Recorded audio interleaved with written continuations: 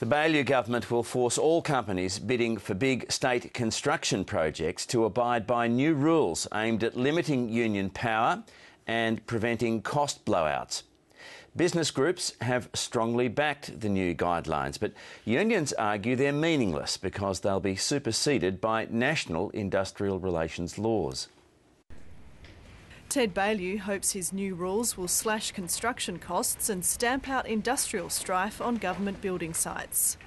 If contractors don't comply with these guidelines, then they won't be working on state government projects. Industrial relations is a Commonwealth responsibility, but the state says it's filling the void left by the abolition of the Australian Building and Construction Commission. It will only be anti-union if unions are anti-productive and safe workplaces. From the 1st of July, any companies bidding for major public sector projects will be forced to sign up to the new guidelines, which include agreeing to pursue legal action to end any unlawful industrial action, banning coercion by unions or any other parties to pay workers above award wages, and banning sham contracts. So Shan from day one is all about Ted Baillieu trying to blame the unions for them being not proactive and coming up with jobs in Victoria. Sort of like a mosquito on your arm.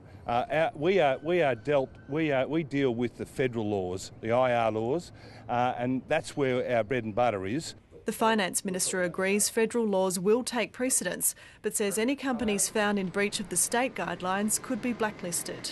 Ultimately, the sanction is to exclude a firm entirely or in part from the ability to tender for future state government work. It'd be a terrible blacklist to be on. You won't get to build all these things we're not funding.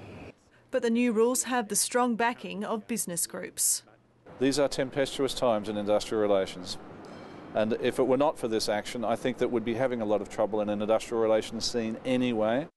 The construction guidelines will be enforced by a new unit headed by former ABCC Deputy Chief Nigel Hadgkiss. Frances Bell, ABC News, Melbourne.